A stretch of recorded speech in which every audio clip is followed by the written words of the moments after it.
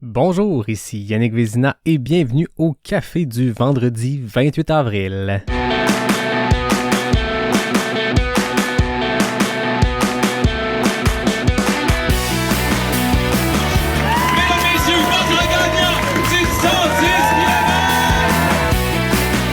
Si tu commences à te sentir bien en courant un ultramarathon, fais-toi-en pas, ça va passer.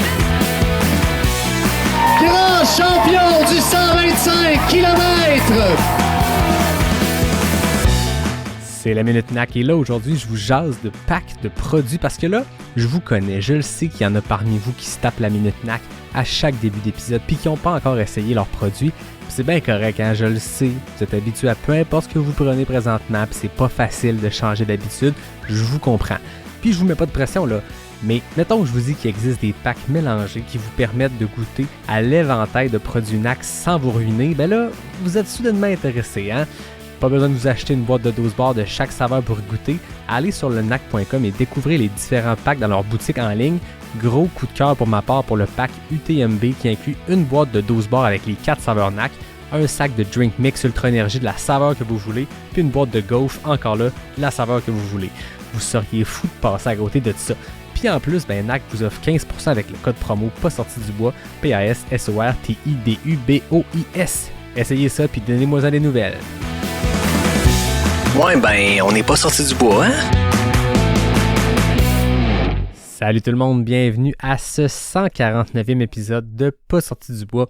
Avant qu'on entre dans la série de sujets dont je vais vous parler, parce qu'il y en a beaucoup, vous êtes plusieurs à m'avoir demandé quand est-ce qu'on allait revenir avec des épisodes réguliers du mercredi. Je vous rassure, ça va revenir. À vous lire, je comprends que vous aimez le format des cafés du vendredi, mais que vous vous ennuyez des longues jasettes d'1h30, 2 heures pour vous accompagner dans vos longues sorties. Bien sûr, ça va revenir tranquillement. Je pense alterner des semaines avec des épisodes réguliers, d'autres avec des cafés du vendredi. Comprenez que mon congé de paternité est terminé. Je suis de retour au boulot, puis on est à fond la caisse sur la préparation du FEC où je travaille, le Festival d'été de Québec. C'est beaucoup de temps, c'est beaucoup de nouveautés avec la nouvelle vie de parents.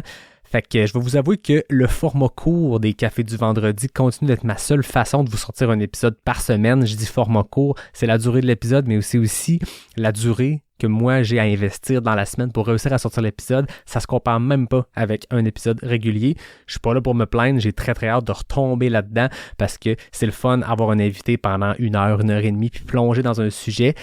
Tout ça, ça va revenir. J'ai des invités de prévus pour des épisodes réguliers dans les prochains mois, donc surveillez ça. J'ai comme l'impression que chaque semaine, ça va être une petite surprise pour vous autres à savoir, est-ce que c'est un café du vendredi, c'est un épisode régulier à suivre. Premier sujet. Présentement, c'est le Marathon des Sables qui est en cours. Vous le savez, j'en ai déjà parlé dans plusieurs épisodes par le passé. Puis, au moment où l'épisode va paraître, on va être dans les dernières étapes. Donc, c'est vendredi, aujourd'hui, à la diffusion de l'épisode, qui est la dernière étape, je dirais, compétitive, parce que le samedi, c'est une épreuve plus courte, qui est plus une espèce de cerise sur le Sunday de l'événement. Sans surprise, les frères El Morabiti sont en train de tout exploser. Écoutez, ces frères-là, ça fait plusieurs années qu'ils dominent le Marathon des Sables. Rachid El Morabiti, il l'a remporté à 9 reprises depuis 2011, dont 8 consécutifs entre 2014 et aujourd'hui. Il n'a pas perdu le Marathon des Sables depuis 2014. S'il remporte son 10e MDS demain, ça va égaliser son ami et mentor, Lansen Hansal, qui est celui qui a le plus de victoires au Marathon des Sables, avec 10. Et là, je parle des frères Morabiti parce que Mohamed El Morabiti, lui, il est 10 ans plus jeune que son frère. Il y a 5 fois des deuxièmes places. Donc, ça fait 5 fois consécutives qu'il termine deuxième derrière son frère. 2017, 18, 19, 21, 22. Deux gars qui dominent le Marathon des Sables. Par contre, on a notre Mathieu Blanchard national qui a terminé 5e en 2021, qui est là cette année puis qui avait l'objectif de chauffer les fesses un peu aux frères El Morabiti puis aux coureurs marocains qui dominent année après année le Marathon des Sables. Du côté des femmes, il y a Ragna de Bats, la néerlandaise, qui a déjà remporté la MDS en 2019. C'est une fille en trail qui est très performante. Une première place à la CCC en 2019, une troisième place à la Western States en 2021. Donc, c'est une des favorites. Il y a Marilyn Nakache aussi, une fille dont je vous ai déjà parlé. Elle avait terminé première à l'UTHC 80 en 2022. C'est une fille qui performe vraiment beaucoup en Europe. Et c'est une des favorites pour le Marathon des Sables. Puis en ce moment, ça se passe très bien pour elle. Donc, il va falloir suivre ça aujourd'hui, demain, pour voir qui va l'emporter. Jusqu'à maintenant, c'est sûr que c'est les frères El Morabiti qui continuent de dominer, mais Mathieu Blanchard est pas loin. on surveille ça. Je me permets une petite mise à jour parce qu'entre le moment où l'épisode a été enregistré puis en ce moment, il s'est passé quelque chose d'assez exceptionnel au Marathon des Sables, puis pas exceptionnel dans le sens « wow, c'est hot », plus quelque chose comme du jamais vu. En fait, je parlais du grand favori qui était le Marocain Rachid El Morabiti, 9 fois vainqueur, mais en terminant la 4e étape sur 6, il y a eu un contrôle de son matériel obligatoire, de son sac qui a été fait au camp, à sa tente, et ils se sont rendus compte qu'il y avait quelque chose dans son sac. On n'a pas beaucoup de détails, mais ils se sont rendus compte qu'il y avait quelque chose dans son sac qui était pas supposé, donc qui laissait présager qu'il y avait eu de l'assistance extérieure. Puis on se rappelle que, à part pour l'eau, le Marathon des Sables, c'est une course en autonomie complète, donc tu dois traîner ton stock du début à la fin, ta nourriture du début à la fin. Donc, l'organisation, quand ils se sont rendus compte de ça, lui ont donné une pénalité de 3 heures, donc bien sûr, ça le sort complètement du podium. Mais il y avait tellement une grosse avance qu'on s'entend, même avec 3 heures de pénalité, probablement qu'il aurait fini dans le top 5. Mais bref, frustré de la situation, Rachid El Morabiti a abandonné la course. Puis bon, tout ça est vraiment très particulier. Mais en plus, ce qu'il faut savoir, c'est qu'en perdant 3 heures, ben, son frère, Mohamed El Morabiti, est le favori, puis il y a une avance suffisante pour l'emporter. Puis ce qui est spécial, c'est que justement, Mohamed, lui, quand on dit qu'il a fini 2e 5 années consécutives, c'est qu'il court, les deux frères courent ensemble. Et Mohamed se sacrifie dans le sens où il y a probablement des années où il aurait pu, sur la dernière journée, prendre 1 minute d'avance sur son frère parce qu'il y a un peu plus de jambes, mais il y a un respect entre les deux hommes, ils courent ensemble, puis Rachid El Morabiti termine toujours quelques secondes, quelques minutes devant son frère, mais c'est une collaboration, ils font ça ensemble. Et là, ben, on s'entend que il y a beaucoup de critiques en ce moment qu'on entend parce que Rachid El Morabiti, oui, bon, on l'emporte pas son 10e Marathon des Sables cette année, mais aurait pu rester dans la course, terminer 5-6e avec son 3 heures de pénalité, mais quand même, les 2 dernières étapes, les courir avec son frère en tête, puis devenir une sorte de pacer et l'accompagner jusqu'à cette première victoire-là pour Mohamed El Morabiti, quelque chose que son frère, lui, a fait plusieurs fois. Donc, c'est particulier tout ce qui se passe. C'est très, très, très surprenant ce qui s'est passé. Puis, on n'a pas beaucoup de détails. Donc, en tout cas, je tenais à faire cette mise à jour-là. Puis, ça me permet, tant qu'à ça, je parlais de Ragnar Debats dans la portion sur le Marathon des Sables. Je tiens à ajouter qu'il s'est passé aussi quelque chose par rapport à elle lors de l'étape longue de 80 plus kilomètres. Elle avait une large avance, on s'entend, elle allait gagner le Marathon des Sables et elle a eu des gros problèmes gastriques, si bien qu'elle a perdu une dizaine d'heures sur la 2e, qui est Marilyn Nakache, dont je vous parlais également. Donc, Marilyn Nakache prend la tête de la course, mais ce que je trouve beau dans cette étape difficile-là pour Ragnar Debats, c'est qu'elle a serré les dents, puis elle s'est rendue jusqu'à la fin. Elle aurait pu abandonner, je vous dirais, passer de la favorite de la première femme, la tête de course, à, là, elle a terminé 10 heures derrière Marilyn Nakache sur cette épreuve-là. Donc, ça a été vraiment très, très, très laborieux pour elle. Mais elle a serré les dents, puis elle a terminé. Puis je trouve que c'est vraiment une belle histoire qui vient vraiment, en parallèle de celle de Rachid El Morabiti, vient vraiment montrer peut-être le type de personnalité de Ragnar Debats, de Rachid El Morabiti.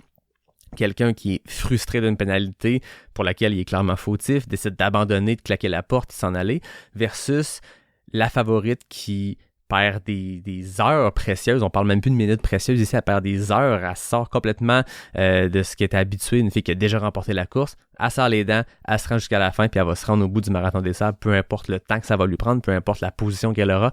Donc, intéressant de voir ces deux façons-là de réagir à une situation difficile. Ça se compare pas, c'est deux choses différentes, mais quand même, j'y voyais un parallèle intéressant. Donc voilà, de retour à l'épisode régulier. Deuxième sujet, Marianne Hogan, une invitée que vous connaissez bien, vous êtes habitués, je l'ai reçue des dizaines et des dizaines de fois au podcast avec notre En route vers Western State. Je ne sais pas si vous avez vu, mais mercredi sur ses médias sociaux, elle a annoncé qu'elle a une fracture de stress du pelvis. C'est pas facile pour Marianne, c'est une blessure qui arrive à un moment où elle est dans son dernier droit vers la Western State, donc c'est vraiment dommage pour elle. On s'est parlé, j'ai pris des nouvelles bien sûr, puis je veux pas parler pour elle, je vais la laisser vous en reparler parce que dans la conversation, c'était pas la première question, on s'entend, mais on a jasé qu'est-ce qu'on fait que là en route vers Western State. Moi, je voulais pas que l'épisode mensuel qu'on se fait devienne une raison de tourner le fer dans la plaie. Au contraire, tu sais, c'est toujours positif, c'est toujours le fun de voir comment la préparation de Marianne, comment elle fait face aux épreuves, comment elle s'entraîne et tout ça. Marianne souhaite continuer, donc c'est une super bonne nouvelle. Puis ben, moi aussi, bien sûr. Donc, vous aurez des nouvelles d'elle bientôt. Je vais la laisser vous partager comment tout ça se passe pour elle, comment tout ça l'affecte. Donc, voilà, un épisode En route vers Western State à venir très bientôt. Il y a un événement très cool qui s'organise à Québec entre la gang du Faux Mouvement, qui est un café bien connu dans la communauté de course, et le restaurant Ono Ramen, qui est détenu par l'ami Julien Vézina, qui est un coureur de trail dans la communauté. Écoutez, la veille du demi-marathon de Lévis et de l'événement Wings for Life, qui est organisé par Red Bull, le Faux Mouvement et Ono Ramen invitent les coureuses et les coureurs à venir faire une petite shakeout run pré-course avec eux. Un parcours de 5 à 7 km le samedi 6 mai à 17h30 qui pourrait être suivi d'un noodle party, un party de nouilles au Ono Ramen. Tout le monde peut venir à la Shakeout Run au Faux Mouvement, mais il y a 14 places seulement, 14 chanceux qui pourront profiter du noodle party dans la meilleure place de ramen à Québec. Donc, pour tous les détails, allez suivre le Faux Mouvement et le Ono Ramen sur les médias sociaux. Un événement bien original organisé par des gens de la communauté. Ça va être très cool. Parlant du samedi 6 mai, c'est la date où la saison du Club de trail de Bromont va être officiellement lancée. Je tiens à le souligner parce que le Club de trail de Bromont, c'est un des plus importants au Canada. Il est là depuis très, très longtemps, puis il a très, très certainement converti beaucoup de coureurs à la trail.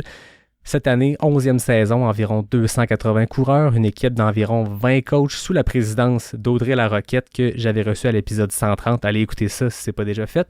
Salomon va être sur place le vendredi 5 mai, un 5 à 7 pour les membres. Le 6 mai, il va y avoir des essais de chaussures pour le premier entraînement de la saison. Très, très cool. Donc, je tenais à le souligner. Félicitations à toute l'équipe derrière le club de trail de Bromont. C'est beau de vous voir aller. Un autre truc qui est arrivé sur mon radar cette semaine qui est vraiment très cool. Lors du jour de la Terre, il y a des gars qui ont fait un Everesting à Québec en skimo, mais c'est du monde de trail, fait que j'ai le goût d'en parler. Le 21 avril, le trailer Francis Malenfant, un gars qu'on avait vu gagner l'UTHC 80 en 2022, il a complété un Everesting à Stoneham, dans le nord de Québec, en skimo. Pour ceux qui ne savent pas, l'Everesting, c'est de compléter sur une boucle similaire à répétition le dénivelé positif de l'Everest, donc 8848 mètres. C'est une idée qu'il avait lancée avec son ami Nathan Filion dans une soirée, paraît-il, un peu arrosée. C'est les sources qu'on m'a dit ça. Au final, ça leur fait 80 km, 15 heures d'effort et plus de 8900 mètres de D+, du bon dénivelé dans les pattes pour la saison à venir. Francis, paraît-il, va s'aligner sur le 50 km de la clinique du coureur, le QMT 50 et le Bromont Ultra 80. Donc, c'est pas pire quand on a 8900 mètres de D+, en 15 heures au mois d'avril. Ça augure bien pour le reste de la saison. Félicitations Nathan, félicitations Francis. Très très cool comme projet. Il y a un truc vraiment intéressant qui s'est passé cette semaine.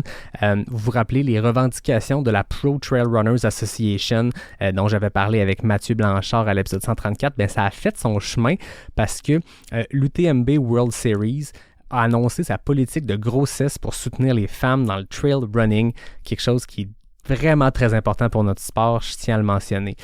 La politique va plus loin parce que les mesures touchent, oui, les athlètes qui apprennent qu'ils sont enceintes, mais aussi les athlètes dont la partenaire est enceinte et les athlètes en procédure d'adoption et de gestation pour autrui. Je vais pas vous lire le truc en détail, vous pourrez aller faire vos propres lectures, mais on parle de remboursement complet des frais d'inscription de course quand une grossesse empêche la participation à une course, un accès prioritaire pendant 5 ans lorsque les athlètes ont été pigés dans un tirage au sort puis qu'ils doivent se désister, etc., etc. Par exemple, si une femme apprend qu'elle est enceinte après s'être inscrite à une course, avoir la possibilité de reporter son inscription dans les 2 prochaines années ou être remboursée à 100%. Ça peut paraître banal quand on regarde les politiques de certaines courses, mais c'est pas tous les événements qui offrent ça.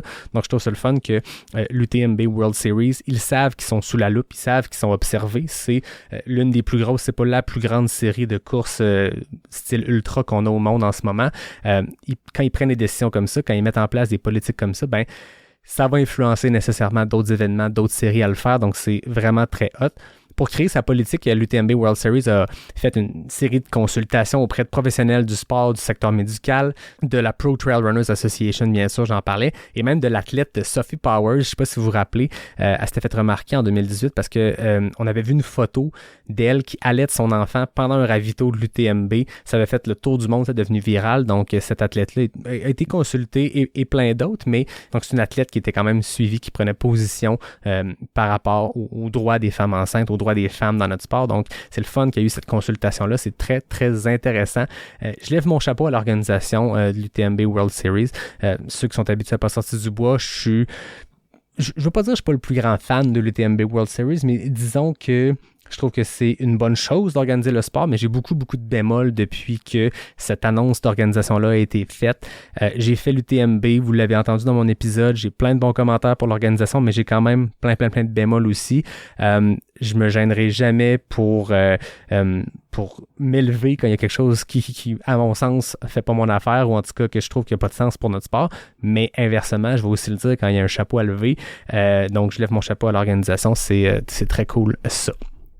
Vous le savez, la semaine passée, c'était le Mute, le Madère Island Ultra Trail. Je n'avais parlé avec Nicolas Dan dans un précédent café du vendredi. C'était très, très intéressant à suivre sur le 115 km. Le favori, Peter Engdahl, a explosé. Ça n'a pas été comme il voulait, mais ça a ouvert le champ libre à Lambert Santelli, un Français, un Corse, qui l'a remporté devant Benoît Girondel et le Portugais Luis Hernandez. Donc, c'est eux qui complètent le podium. Casquette verte, grosse performance. Termine 6e, moins d'une heure derrière le premier. C'est très impressionnant. Chez les femmes, Manon Boire s'est imposée, puis elle a donné raison à mon ami Nicolas Dan, qui lui l'avait prédit comme gagnante à l'épisode 147. Donc, good job, Nico.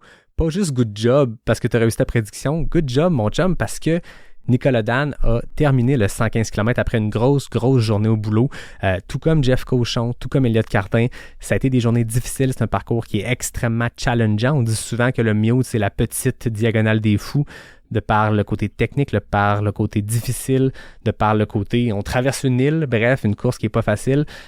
Les gars ont serré les dents, ils se sont rendus jusqu'au fil d'arrivée, donc bravo, vous êtes très, très inspirant à voir aller. Sur le 85 km, Thibaut Garivier a fait ça sans grande compétition, il a fini avec plus d'une heure d'avance sur le deuxième.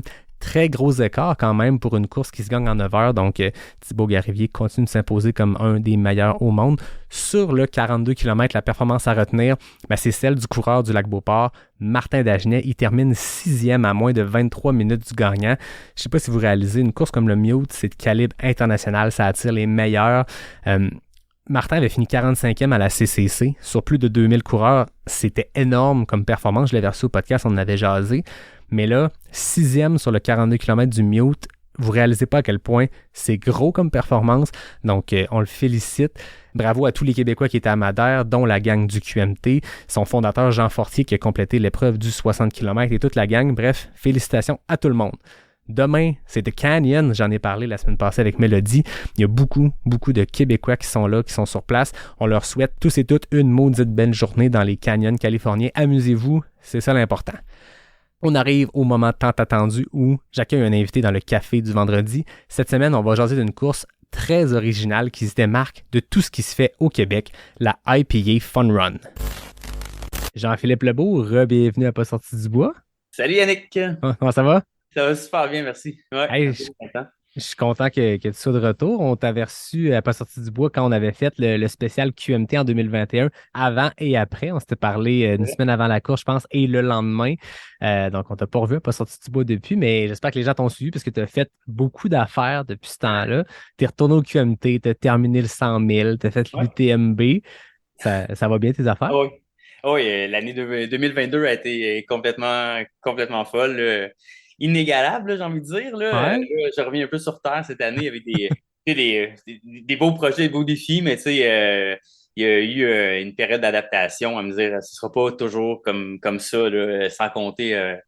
C'est ça, la superbe aventure avec mon frère, la Western. C'est ça, on n'a même pas parlé parce que ton frère a fait la Western. Peut-être on en parlait avant qu'on se mette à enregistrer. Toi aussi, tu rêves de cette course-là, mais là, tu as comme touché un peu. Touché plus qu'un peu. Tu es allé beaucoup, tu sais, t'as pacé, t'as crewé ton frère qui a faisait. Rapidement, comment t'as vécu l'expérience de la Western? Ça t'a-tu donné le goût encore plus de l'affaire? Pour vrai, mettons que je me dis que ça n'arrivera jamais, disons pour X raisons, à la limite, c'est pas si grave. J'ai quand même conservé mon dossard Pacer. Il est collé là, j'ai un spot qui colle tous mes dossards, puis il est là, puis c'est drôle, là, mais je pense en disant ça, je pense que je vais avoir la petite boule dans la gorge, là, mais si quelqu'un me pose la question, là, ton plus beau souvenir de course, là, j'en ai vécu des belles, là, c'est l'UTMB entre autres. L'UTMB, c'est vrai, ça a été spécial, là, mais d'un point de vue émotionnel, d'un point de vue humain, la chimie que j'ai développée avec mon frère pendant ces 24 heures-là, puis c'est ça, le passer la ligne d'arriver d'Auburn avec lui, arriver dans la nuit, puis regarder notre monde, puis voir qu'on est facilement en bas du 24 heures, se faire dire par Scott Jurek que vous l'avez les gars, c'est facile, 24 heures. C'est des. On l'a vraiment, ben, mon frère l'a vécu de façon magistrale, là, puis il l'a bien fait, puis moi, ben, j'ai été témoin de ça, puis j'ai vraiment vécu quelque chose de super enrichissant. Là. Ouais, vraiment. Légendaire comme expérience quand même quand tu payes ton frère qui veut faire un sub 24 heures pour avoir sa Ouais. buckle d'argent. Que Scott Jurek qui a gagné la Western State 7 ans consécutifs Ouais. entre 99 et 2005 qui te dit ah, t'es correct pour ton 24 heures, c'est chill. Il n'y a pas plus trail comme anecdote. Là. Ah non, c'est fou, ouais. Là, je repense beaucoup à. Tu sais, il y a une image forte, là. On était à Lake Tahoe, la petite ville juste à côté de Squaw Valley. Puis on était allé dans une boutique, là, mon frère avait besoin d'une casquette. Puis le vendeur, la boutique semblait bien connaître le parcours. Puis là, on lui pose la question, tu sais, l'as-tu déjà fait, toi? Et là, il nous montre sa ceinture, là, sa silver buckle, là, tu sais, il dirait qu'elle porte tout le temps. Là, OK, en plus, la silver, c'est la première fois qu'on la voyait en vrai, là. Ouais. Elle flash, là, elle est belle, là, tu sais, elle est vraiment belle. Ça fait que, mon frère disait, c'est cette buckle-là que je veux ramener, là, pas la. Je suis pas ici je suis pas ici pour la bronze. Là. Ah, c'est ça, exact. Ah non, c'est malade. Ouais. La Western State, je veux dire, on pourrait faire 10 épisodes là-dessus Aïe, parce aïe, que aïe, maintenant. il y a quelque chose. C'est les origines de notre sport, mais ils ont maintenu ça dans un monde où il y a des UTMB World Series, dans un monde où il y a des Ultra Trail World Tour, puis des courses avec 4000 coureurs, puis 20 000 coureurs. Ils ont réussi à garder le petit côté 300 quelques coureurs, très roots, Ouais. tout en maintenant leur statut de la course la plus prestigieuse dans le trail en ce moment, C'est tu ça. sais, avec l'UTMB. Là, tu sais, mais bref, c'est bien impressionnant. Je te le Ouais. souhaite d'être pigé Ah, ben, toi aussi, Yannick, éventuellement. on On va en va. faire ensemble, écoute. Ça serait débile, ça. Fait que, ouais, ça, 2022, ça a été une année vraiment ouais, complètement folle. Autant sur route, là, tu sais, je me suis vraiment éclaté sur route, des beaux records personnels, des belles trails. En tout cas, ça a vraiment été mémorable comme année. Mais là, Mais là, tu es nostalgique de 2022, mais là, parlons de bon, 2023, parce qu'il y a des ouais. belles affaires qui s'en viennent. Une des raisons pourquoi je voulais qu'on se parle, je l'ai dit dans Oui. l'introduction, c'est la IPA Fun Run.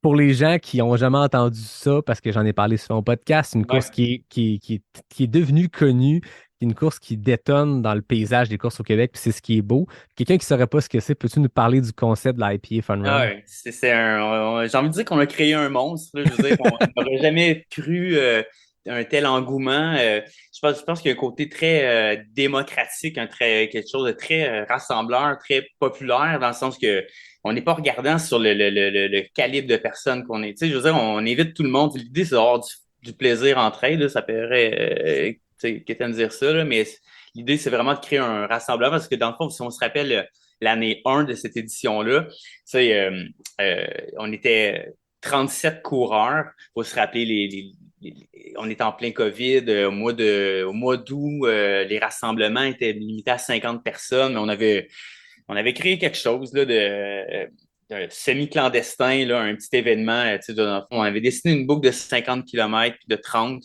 Puis, c'est ça, le règlement numéro 1 qu'on s'était dit, tout le monde apporte deux bières dans la piscine. On a fait venir on avait appelé la pizzeria à Saint-Pons. C'est une petite pizzeria de village. Là.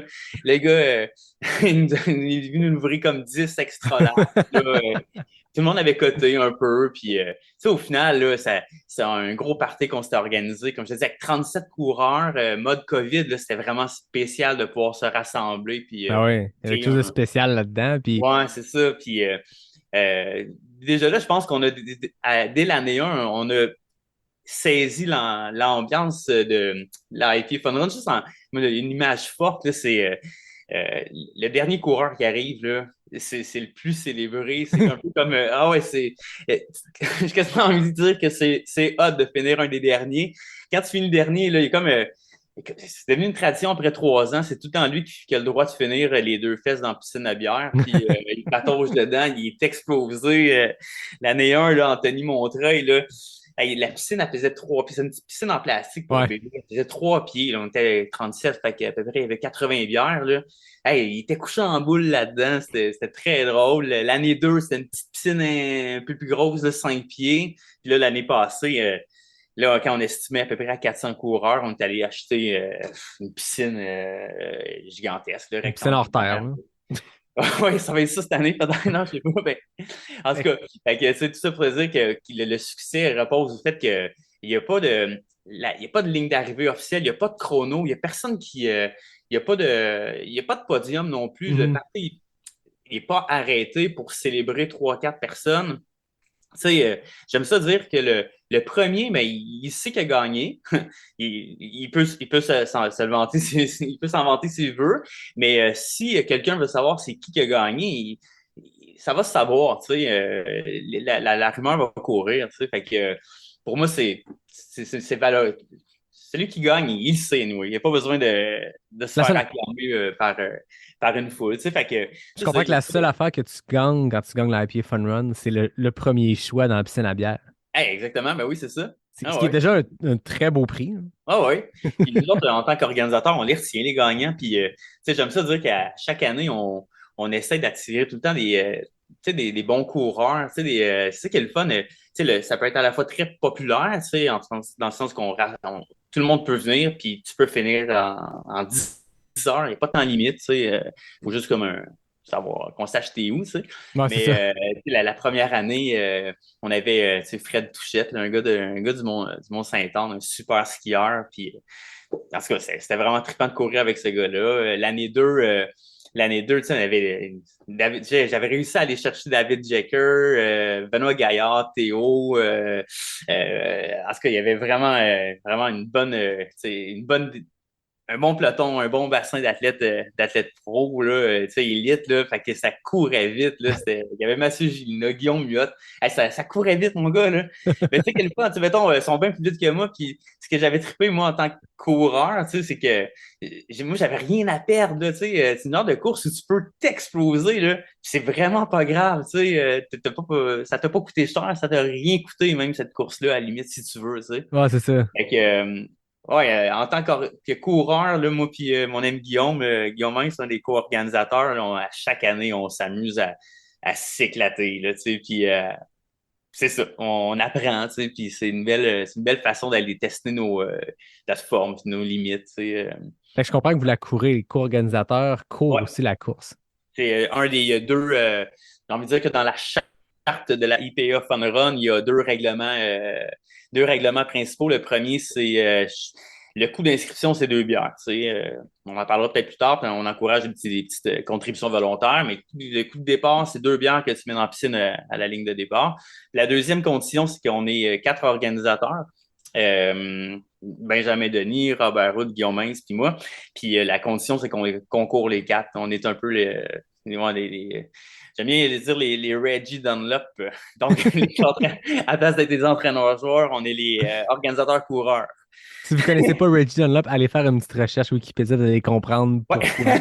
Là, cette année, c'est quoi Quelle les référence parcours? de mon âge. Ben oui, c'est ça. C'est quoi les parcours que vous avez cette année comme distance pour les gens que ça pourrait intéresser? Oui, mais cette année, on a développé deux books vraiment le fun. Une boucle de 15 km, j'ai envie de dire 15 km ish. Ah, Ça fait plus, je veux pas que vous ayez d'attente à 15, là, en fait, c'est plus 17, là, tu sais, mais avec 1000 mètres de dénivelé. C'est quand même c'est une bonne boucle. c'est un ratio UTMB, hein? Ouais, c'est ça, c'est quand Ouais. même costaud comme C'est ratio, quand là. même que ça. On a ensuite une belle boucle de 30 km. En fait, ces deux boucles-là partent en même temps, c'est le même trajet. C'est vraiment ça emprunte, je pense que c'est quand même assez connu, là, c'est le sentier des contreforts, qui est les contreforts, qui est un gros massif là, qui fait d'est en ouest, là, en tout cas une bonne portion de la Naudière. Là. Au total, le massif fait 25 km. Nous autres, on en emprunte à peu près une douzaine. Fait que massif de contrefort, ceux qui font le 30 font une petite extension un petit peu plus loin, une petite boucle puis reviennent rejoindre le même parcours que le 15 là, sur le mont Tranchant. Tout ça, c'est derrière la montagne Val-Saint-Côme. Fait que nous autres, en tant qu'organisateurs, ce qui est vraiment le fun, puis en tant que coureur, j'aime ça dire à ton émission, c'est que c'est quand même très sécuritaire dans le sens que Ouais. tu n'es jamais bien loin de la station de ski. Tu es tout le temps à maximum 4-5 km, là, si mettons il arrive quelque chose, il y a quand même pas mal de sorties d'urgence. c'est assez safe, tu sais. Fait qu'on a un 15, un 30, puis là, ben, cette année, on a eu une superbe commandite là, d'un transporteur d'un autobus, là. Puis on va offrir un 55, ça va donner à peu près 53,8, là, on va dire 55, là, On va arrondir. 1 kilomètre gratuit, tu sais. Un parcours linéaire. Fait, dans le fond, on va traverser deux forêts importantes, là, donc la forêt Waro, qui est un gros massif là, qui fait à peu près 25 kilomètres. Puis vraiment, on traverse tous les contreforts d'ouest en est, là, qui est à peu près un autre 25.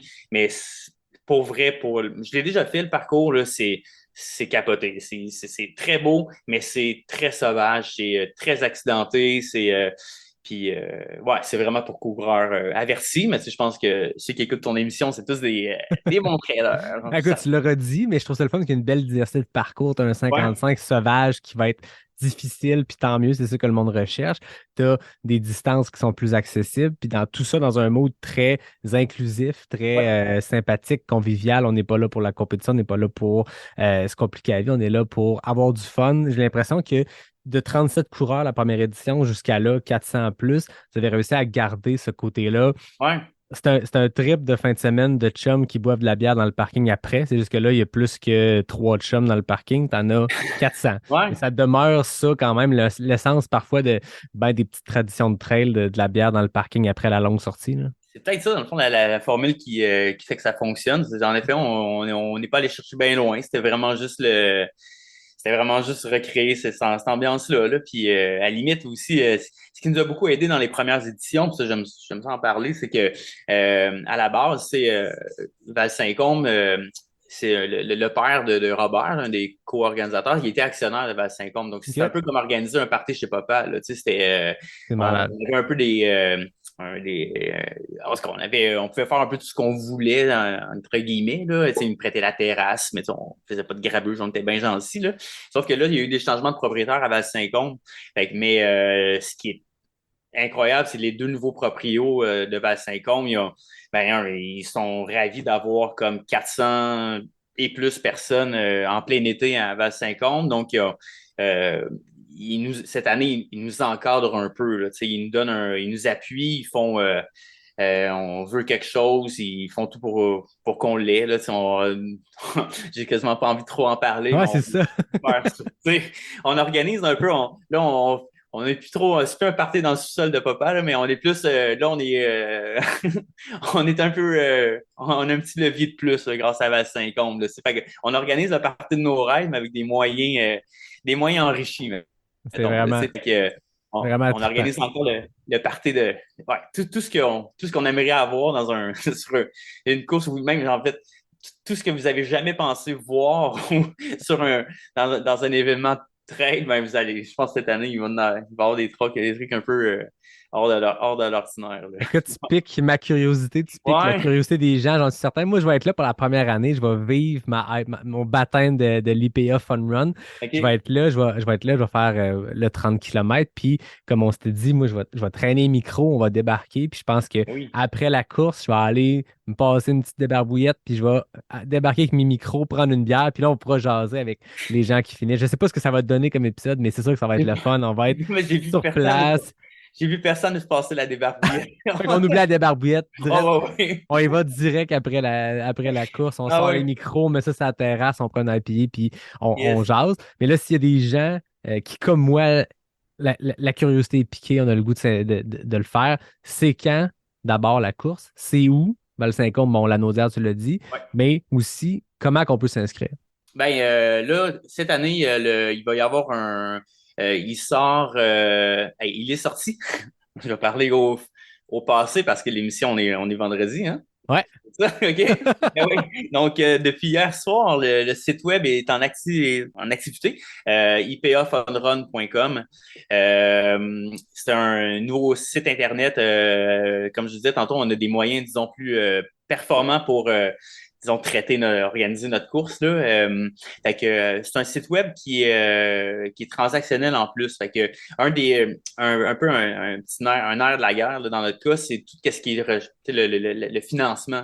Parce qu'il Mhm. faut vraiment savoir que aucun de nous quatre tire aucun profit de cet événement-là. C'est vraiment l'exemple du jet que je disais tantôt, organiser un party dans le sous-sol, là, à Papa, c'est exactement ça. Je veux dire, on se fait plaisir, on tire aucun profit, même il y a des années où ça nous a coûté quelque chose, mais ça nous a fait plaisir, tu sais. Là, ce qui est arrivé l'année dernière, c'est face à, à- à l'engouement, là, tu sais, quand on a vu qu'il y avait plus de 400 personnes intéressées, on s'est associé à une fondation. Puis aussi, à l'année 2, on a eu un petit peu d'argent de profit, tu sais, fait que là, on savait quasiment pas quoi faire avec cet argent-là. Bon, pas qu'on se sentait mal de garder ça pour nous, mais on n'avait pas intérêt à dépenser ça Ouais. on se sentait un peu égoïste. Fait que on s'est associé à une fondation, une superbe fondation danoise, qui s'appelle À deux pas de la réussite. Et dans le fond, eux autres, c'est une fondation qui s'occupe de donner du matériel scolaire aux enfants. OK. Chaussures de course, sac à dos, tout ce que le nécessaire. Là. Fait que là, dans le fond, la fondation est arrivée à l'année 3, donc l'année passée, avec une bonne armée de bénévoles pour nous aider. En revanche, tous les profits sont allés à eux. Fait que, bref, la nouveauté cette année, le site il est transactionnel. Ça veut dire que les gens peuvent faire une petite contribution. Ça peut être minime, là, tu sais, il y a des montants suggérés, là, mais, tu sais, c'est ça. Bref, l'idée, faut que le coureur sache que, ben, le coureur coûte quelque chose, tu sais, je veux Ben dire, oui. on le nourrit, on le ravitaille, on lui donne de l'eau, on le transporte, tu sais, on l'entertain parce que sur place, il va y avoir, tu sais, il y a des chansonniers. J'ai fait venir cette année, petite parenthèse, tu sais, Saint-Côme, c'est souvent, ben, je sais pas si dans le coin de Québec, c'est connu pour ça, mais c'est vraiment la capitale de la musique traditionnelle. C'est vraiment un OK. gros berceau de musique traditionnelle. Puis moi, je suis un fan de musique traditionnelle, j'aime bien ça. Puis j'avais envie de mettre ça un peu sur la scène. Là. Fait que c'est ma petite initiative cette année de faire venir un band de musique Très hot. traditionnelle. Ben, tu sais, il y a un coût pour ça. Tu sais, Ben oui, exact. on débourse les frais. Fait que, tu sais, plus les gens donnent, ben, plus en fait, on va pouvoir rentrer dans les frais. Puis s'il y a il va y avoir des profits, c'est certain, là, mais on va pouvoir donner ça à la fondation. Fait que le site web IPA Fun Run, tu t'inscris là-dessus, puis tu peux faire une petite contribution. Fait que ça fait en sorte que les années passées, le monde arrivait, puis il fallait qu'il donne un 20$ dans le chapeau, tu sais, puis il était où le chapeau? Il Ah trouvait ouais, pas. c'est ça. Fait que là, cette année, ça va être plus simple, tu arrives, puis tout est réglé. Fait que la course, c'est le 10 juin à Oui, et la Val-Saint-Côme. date 10 juin à Val-Saint-Côme. Le site web est déjà en ligne. Fait que si vous Il est déjà en écoutez ligne, ça, ouais. arrêtez tout ce que vous faites, allez sur la ipafunrun.com. En plus, ben, inscription à coût quasiment nul. On vous recommande puis on vous encourage à faire un don si vous pouvez le faire, C'est ça. si vos moyens le permettent. On fait un petit don de cause, ça s'en va pour des gens qui en ont vraiment besoin. Ouais. On traîne 2 bières, on les met dans la piscine, puis bien sûr, quand tu finis ta course, tu prends pas les tiennes, tu goûtes T'en autre découvres chose qui d'autres. traîne, C'est exactement. ça. Donc, Tout le monde course le arrive. fun, ambiance le fun, découverte de bière, moment de Ouais. communauté. J'ai l'impression que tout ça encapsulé ensemble, ça fait un événement qui va être vraiment trippant cette année encore. J'ai très, très hâte de le vivre. J'ai Bien pu d'aller dans résumé votre ça, coin de Yannick. pays. J'ai vraiment très hâte. J'espère que ça sent dans ma bouche. J'espère que ça vous incite à vous aussi vous inscrire, que ce soit pour faire votre plus longue distance à vie ou pour vous faire une course entraînement en vue de ce qui s'en vient après. Je pense que c'est bien positionné dans l'année. C'est en début de saison. Ouais. Ça va être trippant. Donc, JP, merci d'être venu Hey, nous ça me fait jaser de la plaisir. IPA Fun Run au J'ai hâte Café de te du voir là-bas. Vendredi. Très hâte, moi aussi. Ouais, Avant qu'on se laisse, qu'est-ce qui ouais. t'attend pour toi cette année? Cette année, en termes De course de course, de ou de projet de dossard, vie, hein, c'est toi qui décides. écoute, je retrouve mes anciens amours je pense que j'avais délaissé un peu, là, mais le plaisir de courir sur route, là, j'ai pris goût l'année passée avec ma marathon, 10 km et tout ça. Puis je me suis fait prendre au jeu cette année. Là, je me fais des petites courses de village, là, des 5, des 10 demi-marathons. Je vais faire le marathon de Longueuil dans trois semaines à peu près. Fait que je redécouvre la route. QMT 110. Après ça, des belles longues vacances en famille en France où j'ai envie de courir avec ma blonde. On a un petit projet un bon. On a un parcours qu'on veut faire ensemble, là, le tour du bassin d'Arcachon. Tu sais, on va regarder les enfants Ah, c'est cool là-bas. ça. Ben, on s'en va dans le fond sur la belle famille. Un tour OK. du Mont-Blanc en famille, comme le clan Captain Tu lances Simpson. ça comme si tu nous racontais. En fait, semaine, on va aller au McDonald's. Non, non, on Ouais, va c'est faire le ça. Et tour ça du va se Mont Blanc. finir, je pense. Ouais, ça va se finir, je pense, au fjord du Saguenay. Je vais écrire au 100 mètres. Oh shit, OK. Fait que tu reviens de faire le tour du Mont Blanc en Oui, famille. Tu reviens d'un mois en France et là, bang, 5 jours plus tard. 100 miles, UT Ouais, c'est ça. Ultra Trail Fjord du Saguenay. Très, très cool. C'est un Ça méchant beau ça programme. fait une couple de dossards. Ouais, ça va être un super été, là, finalement, là, bien rempli. Mais tu des choses qui me passionnent, que Ouais. j'aime. Tu sais, je fais rien, il n'y a pas de routine là-dedans. C'est parfait. Écoute, JP, j'adore jaser avec toi. On sent toute ta passion. On sent que tu es là pour les bonnes raisons, mais c'est le fun de t'entendre. C'est Ça donne le réciproque, Yannick. goût d'aller faire l'IPA Fun Run. Merci beaucoup d'être venu au Café du Vendredi. C'est cool. Puis, ben écoute, moi, comme d'habitude, je termine en remerciant David Hébert qui signe le design graphique du podcast. Je remercie Fred Desroches pour le thème musical. Je remercie NAC, le partenaire officiel du podcast. Je remercie Capic 1 et Noctem, nos partenaires liquides de Pas sorti du bois, que ce soit la bière ou le café. Je pense que je vais amener 2 petites bières du Noctem à l'IPA Fun Run. Faut que je pense que je vais choisir méticuleusement quelle bière je vais amener, mais là, je veux dire, faut que je fasse découvrir Noctem à du monde. Fait que j'amènerai ça à la IPA Fun Run. Puis JP, merci. Puis à tout le monde, je vous dis à la semaine prochaine pour le prochain épisode de Pas sorti du bois, le podcast 100% trail.